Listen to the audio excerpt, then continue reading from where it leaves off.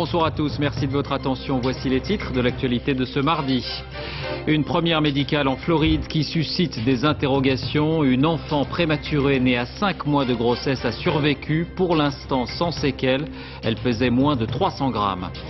EADS en difficulté, selon le gouvernement français, 10 000 postes seront supprimés pour restructurer Airbus, soit un emploi sur 5. Les salariés sont inquiets, un plan qui provoque de fortes tensions entre la France et l'Allemagne. La Cour de cassation ferme la porte à l'adoption au sein des couples homosexuels. La plus haute juridiction estime qu'elle serait contraire à l'intérêt supérieur de l'enfant. Seule la loi pourrait donc modifier la règle. Le grand oral des candidats à la présidentielle devant les chasseurs, de Dominique Voynet à Jean-Marie Le Pen. La plupart d'entre eux ont expliqué leurs intentions dans une ambiance, vous le verrez, parfois houleuse. L'Iran persiste et signe. Mahmoud Ahmadinejad rejette toute idée de gel du programme nucléaire pour éviter des sanctions supplémentaires. On verra que le style provocateur du président iranien est de plus en plus contesté dans son propre pays. Enfin, nouvelle menace sur les abeilles. Un frelon venu d'Asie s'attaque aux ruches et inquiète les apiculteurs. En quelques mois, il s'est acclimaté et développé en France de façon fulgurante. Elle s'appelle Amelia Sonia Taylor et son nom restera sûrement dans l'histoire car elle a survécu grâce à un exploit médical fascinant sans doute, mais qui peut laisser perplexe. En la sauvant, des médecins américains de Floride ont repoussé les limites du début de la vie extra-utérine. Amelia est née après 5 mois de grossesse seulement. Elle était à peine plus grande qu'une main. Laetitia Legendre à Marine Vincent. Des pieds minuscules, à peine 2 cm, 284 grammes, 24 cm de long, une grande prématurée, une miraculée. L'exploit de taille d'une équipe médicale de Floride. Amelia a vu le jour en octobre dernier, à 21 semaines et 6 jours, après 5 mois seulement dans le ventre de sa mère. Une mère qui ne réalise toujours pas 6 mois plus tard, après ces mois de combats acharnés pour la vie. Même si elle ne pèse qu'1,8 kg, elle me paraît toute potelée. La grande différence pour moi, c'est sa taille. Maintenant, je la sens quand je la tiens dans mes bras.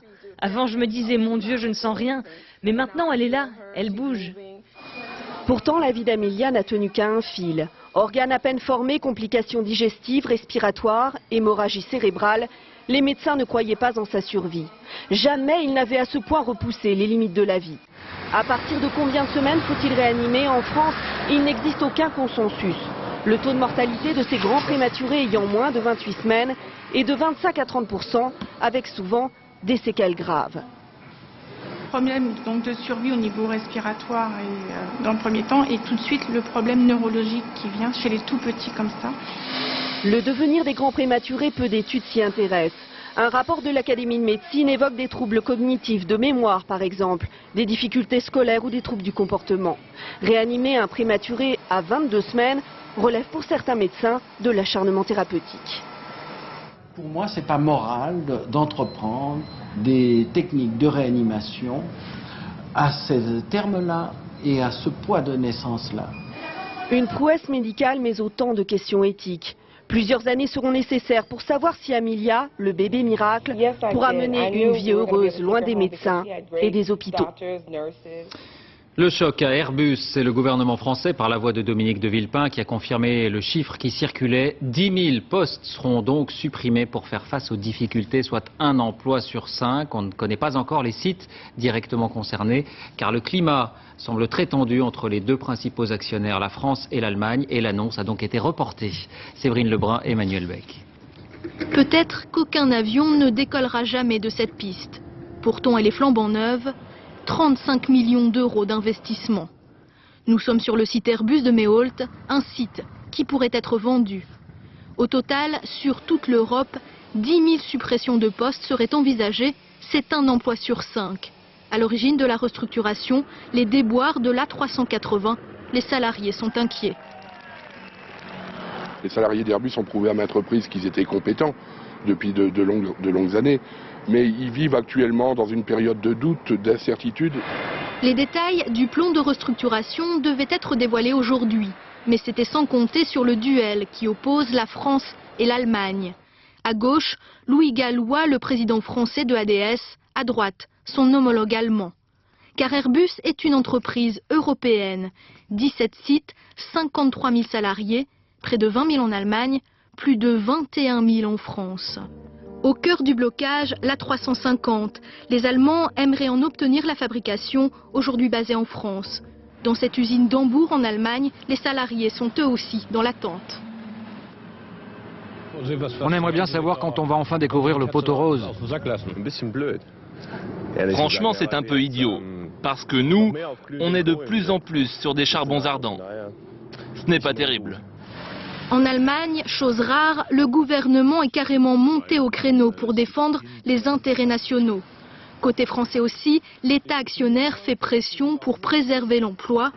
Rien ne devrait être décidé avant la rencontre vendredi entre le président Jacques Chirac et la chancelière allemande Angela Merkel. Un arrêt très attendu de la Cour de cassation. Après plusieurs jugements contradictoires des tribunaux, la plus haute juridiction française interdit l'adoption au sein des couples homosexuels. Elle évoque, je vous le disais, l'intérêt supérieur de l'enfant. En pleine campagne présidentielle, le débat est donc relancé. Nicolas Lemarinier, Abdelzouyesh. L'adoption au sein d'un couple homosexuel est-elle possible? Non, répond aujourd'hui la Cour de cassation. Elle contredit ainsi la décision récente de la Cour d'appel de Bourges qui s'appuyait sur deux dispositions de la loi. 1. Le parent biologique renonce à son autorité parentale, ses enfants sont adoptés par son compagnon ou sa compagne. 2. En retour, le parent adoptant partage son autorité avec le père ou la mère naturelle. Selon la Cour de cassation, la Cour d'appel de Bourges viole le Code civil en privant la mère biologique de ses propres droits et la décision est contraire à l'intérêt supérieur de l'enfant. Pour cette avocate qui défend les familles homoparentales, cela ne met pas forcément un terme à ces adoptions au sein des couples homos. Un juge, normalement, est indépendant. Il a la possibilité de lire le texte du Code civil, les textes du Code civil d'une façon indépendante. Il n'est pas obligé de suivre l'arrêt de la Cour de cassation et on a vu par le passé des juges du fond résister à des décisions de la Cour de cassation et ne pas partager l'analyse de la Cour de cassation. Aujourd'hui, les familles homoparentales demandent aux candidats à l'élection présidentielle de se prononcer clairement sur ces questions pour sortir du flou juridique. Alors précisément à 2 mois de cette élection, voilà qui nous amène comme chaque semaine au grand changement qu'a connu la société française depuis 10 ou 12 ans. Ce soir, nous évoquons justement la famille et plus précisément le développement de ce qu'on appelle les mariages mixtes, une femme et un homme de nationalités différentes ou de religions différentes. Ces unions sont en constante augmentation. Portrait de France signé Stéphane Bretner et Guillaume Michel. Je m'appelle Dorothée, j'ai 32 ans, je suis psychomotricienne, je suis de confession catholique et mon mari s'appelle Mohamed. Je m'appelle Mohamed, j'ai 34 ans, j'exerce la profession d'avocat, je suis de confession musulmane et mon épouse s'appelle Dorothée. Dorothée et Mohamed, c'est l'histoire d'une rencontre improbable, il y a 4 ans. On a réussi à le coller. En réalité, c'était l'occasion d'une soirée pendant laquelle nous souhaitions faire rencontrer d'autres personnes. Ça n'a pas marché. À notre plus grand bonheur pour nous, c'était bien aussi parce que du coup, ça nous a permis de nous retrouver. Notre différence, elle existe au niveau religieux. On la revendique pas non plus, c'est pas la première chose qu'on dit, mais c'est quelque chose que l'on cultive. Lorsqu'on ouvre une Bible et lorsqu'on ouvre un Coran, l'idéal humain, en tout cas, je m'y retrouve, on s'y retrouve. Tu aimeras ton prochain, tu aideras autrui, tu soutiendras, tu construiras ta famille. Elle, la catholique, et lui, le musulman, pratiquent leur foi ensemble.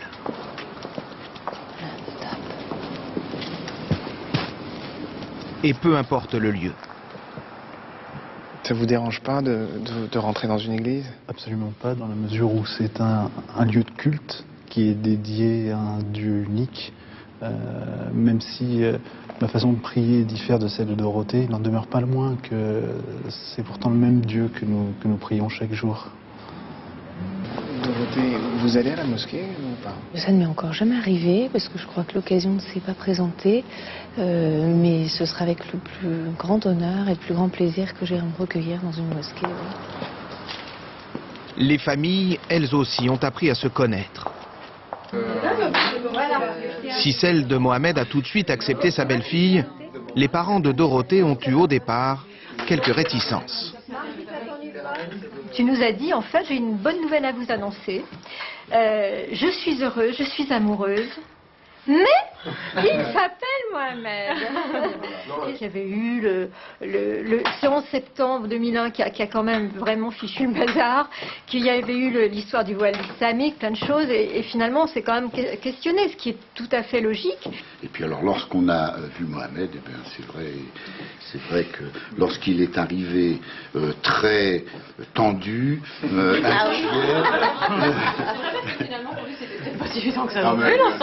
bien sûr, mais à partir de ce moment-là, je crois qu'il y a eu le déclic et la confiance s'est installée, il n'y a pas eu de souci. On était vraiment très fiers d'accueillir aussi Dorothée dans notre famille et très, très heureux de leur amour. Elle tient compte de nos sentiments et de nos traditions. Elle a soudé notre famille. Ce type de mariage mixte ne peut fonctionner que s'il y a une rencontre des deux côtés, un accueil des deux côtés, de la différence. Malheureusement, c'est vrai que ce n'est pas le cas, je pense, de toutes les familles où il y a des mariages mixtes. Évidemment, ils étaient tous là et bien d'autres pour le grand jour, c'était l'été dernier. Alors voilà l'endroit dans lequel on a célébré notre mariage le 14 juillet 2006. C'était un peu plus vert qu'aujourd'hui. Et puis on a bien aimé la symbolique du 14 juillet, mariage républicain. Nous, on avait déjà une idée bien précise de ce qu'on souhaitait. Un mariage en plein air, c'est-à-dire ni dans une église, ni dans une mosquée, parce qu'on ne voulait pas tirer la couverture ni d'un côté ni de l'autre. Donc c'était un mariage en plein air avec deux co-célébrants, un prêtre et un imam.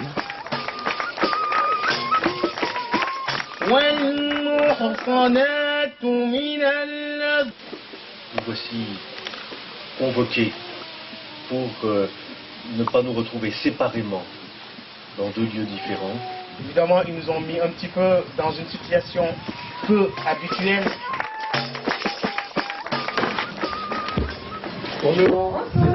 Ils disent que le bonheur se partage à plusieurs. Alors en mai, ils seront 3. Les visites chez le médecin se rapprochent. Et là encore, les idées sont claires. Notre enfant sera vraisemblablement baptisé. Si c'est un garçon, il sera circoncis aussi. Il y aura les deux.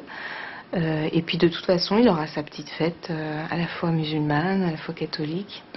Son contexte familial l'aidera, je pense, à être reçu par la communauté, qu'elle soit catholique ou musulmane. Et puis après, ses choix s'orienteront, se guideront en fonction de ses convictions. En ce qui concerne la campagne après l'écologie et le sport, les principaux candidats se sont expliqués aujourd'hui, chacun à leur tour, devant les chasseurs, qui seraient plus d'1 million en France, une clientèle électorale entre guillemets non négligeable, mais parfois rude. Loïc Delamornay, Éric Delagneau. Je ne suis pas venu faire la danse du ventre devant vous. Elle savait qu'elle était la cible. Pour Dominique Voynet, aucun ami et quasiment aucune femme dans ses rangs de chasseurs. L'ambiance n'a pas tardé à se crisper. Fasse si peu pour la conservation de la nature. Ça n'enlève rien au mérite.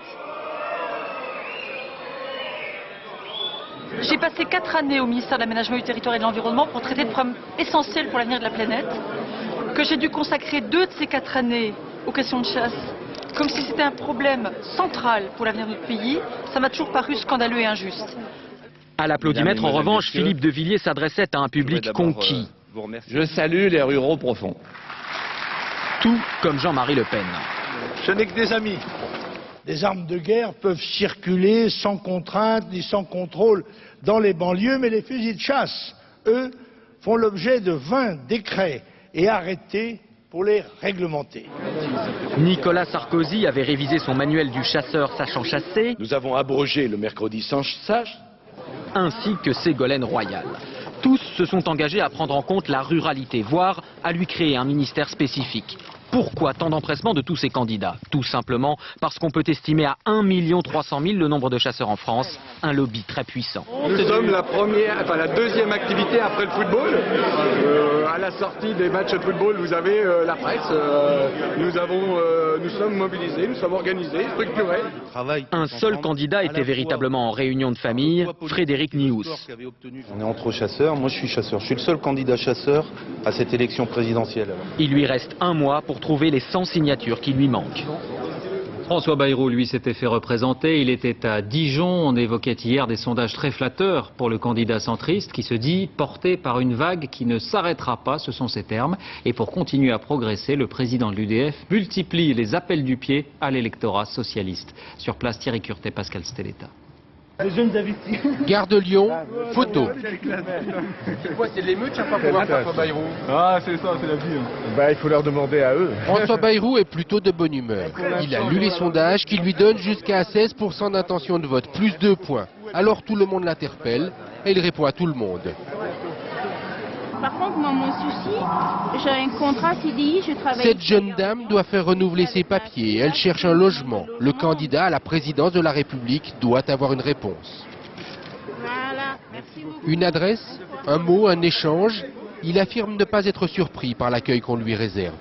Je dirais pas que c'est complètement nouveau, en tout cas c'est beaucoup plus fort. Le TGV l'emmène vers Dijon. Et yaourt après tout, vous ferez...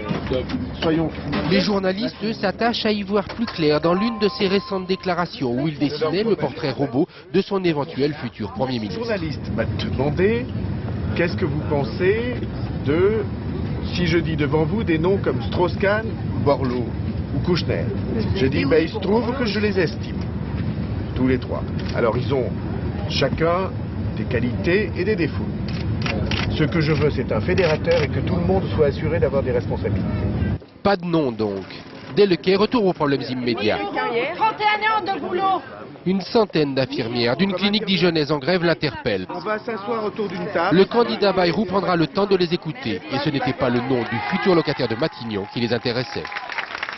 Autre candidat, Philippe de Villiers, après son passage chez les chasseurs, il était à Nice, sur des terres réputées favorables au Front National. Le président du MPF ne réussit toujours pas à faire décoller sa campagne. Arnaud Boutet, Chloé Lecomte.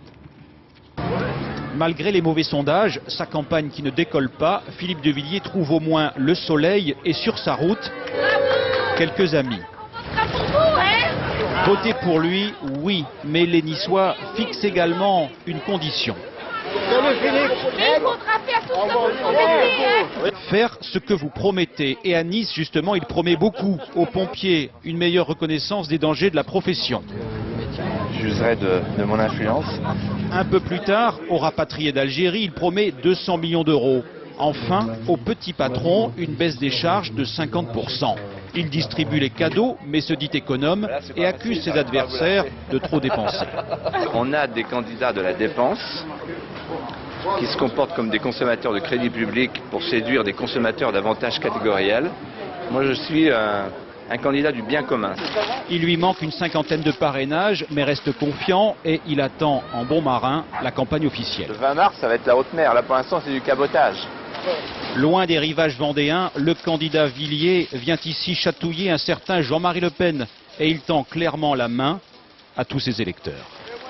Politique et justice en bref, le président socialiste de la région Île-de-France, Jean Pauluchon, a été condamné à 6 mois de prison avec sursis et 1 an d'inéligibilité pour avoir passé des marchés publics avec des sociétés employant son épouse. Jean Pauluchon a indiqué qu'il ferait appel, ce qui suspendra l'exécution de la sanction et lui permettra donc de conserver pour l'instant ses fonctions. Le gouvernement a tenu ses engagements pour les sans-abri du canal Saint-Martin. C'est Dominique de Villepin qui l'a indiqué ce matin sur RTL. On évoquait hier le climat de plus en plus tendu sur place. Des dizaines de places d'hébergement ont déjà été trouvées. Nous avons voulu savoir quel était le prix de l'urgence. En clair, combien coûte le dispositif au pouvoir public. Enquête Perrine Bonnet, Caroline Thébault, Annie Triboire. Michel Magnier dort depuis 15 jours dans cet hôtel de Bobigny. La chambre est confortable, elle coûte 68 € par nuit. Il la partage avec un autre sans-abri. Pour l'instant, je ne mets pas un produit du tout. Il y a juste pour dormir, prendre une douche, c'est tout. Le reste... Pendant 3 semaines, Michel Magnier a campé avec les Don Quichotte. Il a rendu sa tente contre ce bon de réservation à l'hôtel. C'est le ministère des Affaires sociales qui paye. Lui n'a rien à débourser, il gagne 440 € par mois. Moi, je touche le RMI. Donc vous auriez de quoi payer un loyer? Ouais, parce que si on prend un logement, on le prend à 2. Alors moi, je paye la moitié, lui, il paye la moitié, c'est bon. On peut y arriver l'argent. Chaque jour, Michel Magnier retourne voir ceux qui sont restés au bord du canal Saint-Martin. Vous connaissez tout le monde ici? Bah ouais, Dominique. Ouais. On est tous en famille, je te dis. Tous en famille. D'après les associations chargées de les reloger, sur 280 SDF recensés ici, 30 seraient encore sous la tente, 180 à l'hôtel et 70 dans un centre d'hébergement ou en HLM. C'est le cas de Francesco Murao, autre ancien du Canal. Ma première lettre. Lui a reçu les clés de ce studio jeudi dernier. Il touche également le RMI. Montant du loyer 474 €, il en paye la moitié. Le reste est pris en charge par la caisse d'allocation familiale. Ça faisait 3 ans que je ne mangeais pas de la viande. Et voilà, là, je vais pouvoir faire la cuisine. La priorité des pouvoirs publics était de proposer aux SDF du Canal un maximum de logements durables. Mais pour l'instant, beaucoup sont à l'hôtel. La facture s'élève déjà à 160 000 €. L'environnement avec une alerte aux frelons asiatiques, alerte lancée dans le sud-ouest, car cette grande guêpe carnassière constitue un redoutable prédateur pour les abeilles. Ce frelon venu de Chine a été observé pour la première fois en novembre 2005 et en un peu plus d'un an, il s'est très rapidement développé. Les effets se font sentir pour les apiculteurs. Dans la région d'Agen, reportage David Bazier, Philippe Dumail. Ces images d'Internet montrent des abeilles capturées puis emmenées par des frelons pour être dévorées. Jusqu'à présent en France, le phénomène était exceptionnel, mais depuis 3 ans, les attaques se multiplient. Car voici Vespa velutina, ce frelon venu d'Asie, s'est mystérieusement installé dans le sud-ouest. Il construit dans les arbres des nids gigantesques et s'attaque aux installations des apiculteurs. Il pratique une espèce de vol stationnaire en façade de la ruche. Quand l'abeille sort, il la chope. Il l'attrape. Ça m'inquiète vraiment parce que bon, l'abeille est déjà menacée, disons, a beaucoup de problèmes avec, entre autres, les pesticides, la sécheresse que nous avons. Et si ça, avec ce frelon, c'est un plus qui fait que nous risquons de perdre nos abeilles. Jean Axer est le premier scientifique à avoir repéré le Vespa velutina en France. Pour lui, un nid entier de frelons d'Asie est sans doute arrivé au milieu d'une cargaison commerciale. En 3 ans, l'insecte a colonisé tout le sud-ouest. Très prolifique, son éradication n'est plus envisageable. On ne s'en débarrassera pas, on va vivre avec. Alors il va falloir vivre avec. Alors comment est-ce que les apiculteurs vont pouvoir réagir à ça? Peut-être créer des entrées de ruches plus discrètes, plus fines, peut-être changer de variété d'abeilles, je ne sais pas. Il y a des abeilles asiatiques qui ont trouvé des moyens de défense contre la bête. Mais peut-être que le frelon d'Asie va tout simplement trouver sa place dans l'écosystème local. Après un pic de développement, la plupart des espèces étrangères se stabilisent. Un colloque se réunira prochainement pour étudier son impact sur les abeilles des ruches, mais aussi sur les autres insectes butineurs déjà très fragilisés par l'homme. La santé avec la découverte d'une équipe japonaise qui a réussi pour la première fois ce qu'on pourrait appeler un clonage dentaire. Les chercheurs ont remplacé chez des souris des dents naturelles par des dents créées en laboratoire à partir de cellules prélevées sur les rongeurs. Le procédé pourrait être applicable à l'homme, peut-être dans une dizaine d'années. Frédéric Monteil, Alain Locasio. Gardez vos vieilles dents jaunes ou vous en faire pousser des neuves à volonté. Dans une dizaine d'années, vous aurez peut-être le choix. Car à Tokyo, des scientifiques japonais ont réussi une première. Implanter une dent clonée dans la mâchoire d'une souris. Tout commence par un prélèvement de cellules souches d'une incisive. En 24 heures, un bourgeon dentaire apparaît. Il est réimplanté avec succès d'abord sur un rein, puis à la place d'une dent manquante. En quelques semaines, une nouvelle incisive se développe, comme le montre cette simulation. Chez l'homme, une cellule souche de moelle épinière ou de gencive pourrait servir à créer une dent, mais attention avant de crier victoire. Il faut reprendre ça avec la durée de vie d'une petite souris, 2 ans, 3 ans, et surtout avec la formation d'une dent chez une souris qui prend quelques semaines, alors que chez l'individu, l'ensemble de l'arcade demande 20 ans. Du coup, pas de panique chez les prothésistes dentaires. Ces dents artificielles vont encore se vendre 2 à 4 000 € l'unité pendant longtemps, même si le clonage, évidemment, on s'y prépare. Il y a sûrement quelques détails techniques très pointus à résoudre, mais c'est la solution, à mon sens, d'avenir, et ça doit être une priorité pour nous. Avoir un sourire de star et des dents qui brillent comme dans les films, les plus optimistes l'imaginent dans 10 à 15 ans. Mais avoir une molaire clonée de Jennifer Aniston dans sa propre mâchoire, ce n'est même pas la peine d'y penser. Voilà, après ça, on n'ose plus sourire.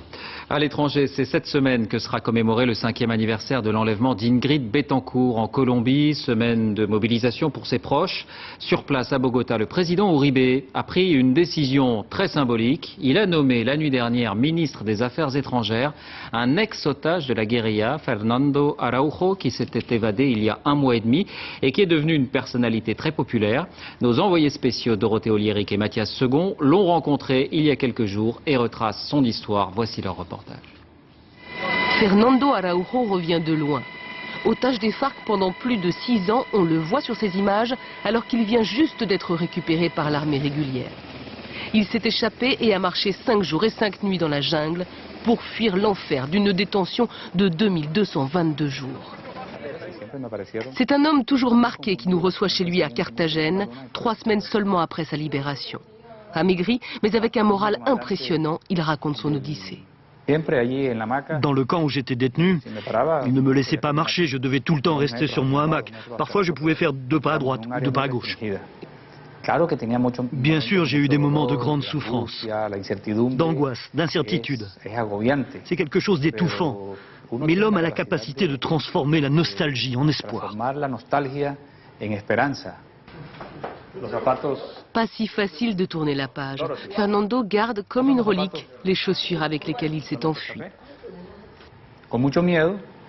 J'avais la peur au ventre. Il y avait de violents combats et je me suis dit, si un guérillero me voit m'enfuir, il va me tuer. Heureusement, aucun combattant ne m'a vu. De toute façon, j'ai pris la fuite sans me retourner.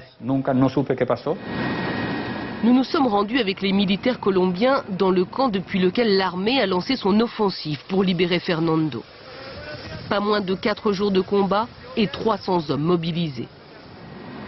L'otage se trouvait précisément ici, dans cette jungle impénétrable ou presque.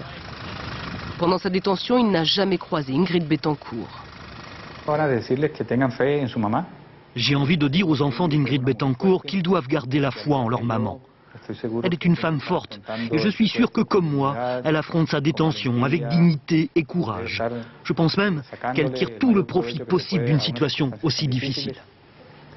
Votre femme ne vous a pas attendu jusqu'à votre libération. Est-ce que ça a été votre plus grande douleur? Oui, ça a vraiment été ma plus grande souffrance. Quelque chose que je n'arrivais pas à admettre. Pendant ma détention, je n'avais plus de message d'elle et je cherchais à me convaincre qu'elle m'attendait, qu'elle n'avait pas pu me quitter. Je me disais que ma femme était peut-être morte. J'ai demandé finalement à un de mes geôliers de se renseigner. Il l'a fait et m'a confirmé qu'elle m'avait quitté. Très entouré par sa famille, Fernando réapprend le quotidien à son rythme. 3 générations se retrouvent. Il faut presque s'apprivoiser.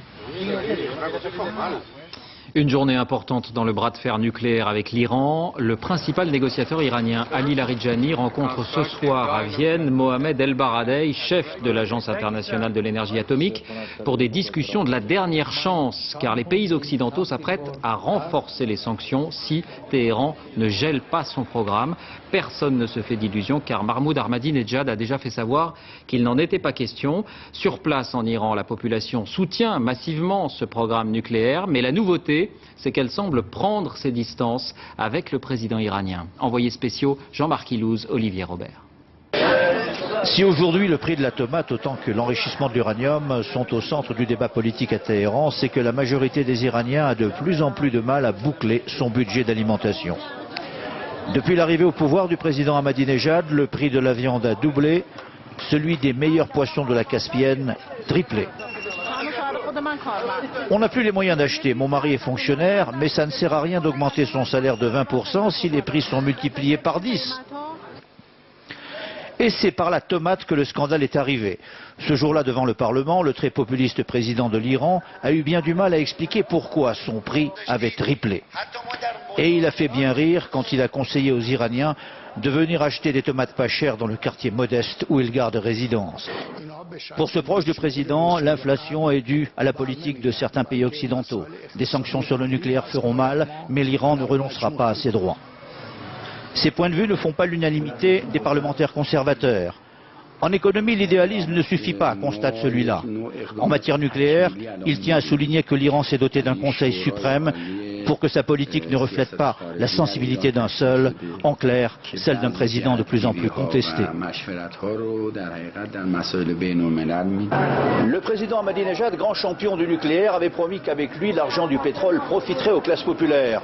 Aujourd'hui, avec un coût de la vie multiplié par 2, la plupart des Iraniens ont bien du mal à croire qu'enrichir de l'uranium suffira un jour à faire baisser le prix des tomates.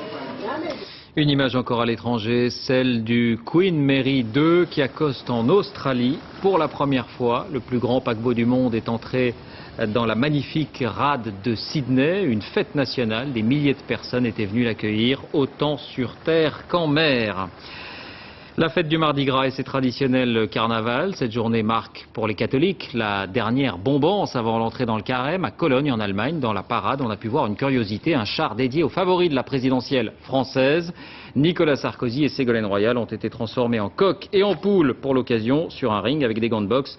Même là-bas, la bipolarisation fait des ravages. Des chars encore à Rio, avec comme chaque année le défilé des écoles de samba. Des milliers de personnes les accompagnaient. 70 000 spectateurs avaient aussi pris place dans les tribunes. Beaucoup de couleurs et beaucoup de lumière comme d'habitude. Et puis en Belgique, ce sont les fameux Gilles qui étaient sortis aujourd'hui. Une coutume qui remonte au XVIe siècle. Sur place à Binche, Marianne Masse, Jean-Stéphane Maurice. Ça y est, les 850 Gilles de Binche sont lâchés. Mardi Gras, c'est leur jour, le seul dans l'année où ils sortent en habit traditionnel. Un spectacle qui commence très tôt, au petit matin. Chez Gauthier de Winter, le rituel est le même depuis 29 ans qu'il fait le Gilles. À 4 heures, il enfile son habit sous l'œil de quelques privilégiés. Ensuite, c'est la paille qui lui donne sa forme caractéristique. Pour moi, c'est le plus important pour passer un bon Mardi Gras. Quand on est bien bourré, c'est vraiment très important. On est bien toute la journée. Bien bourré, mais avec modération quand même. Il faut tenir la journée. Les Gilles parcourent la ville de maison en maison pour étoffer leur cortège, toujours au rythme des sabots. Ben voilà, ici je suis venu chercher donc Fernand, qui est le doyen du carnaval de Binche. Quel âge tu as, Fernand? On peut le dire. Toujours 77. 77 ans. Et ça c'est exceptionnel à 77 ans d'être corps Gilles de Binche, parce que c'est vrai que physiquement, c'est pas facile. Il est 6h30, pas moyen de dormir, le public est déjà dans la rue. Pour les Gilles, c'est l'heure du petit déjeuner, huîtres et champagne, le seul moment de la journée où ils auront le droit de s'asseoir. Ensuite, c'est reparti, sous le masque cette fois.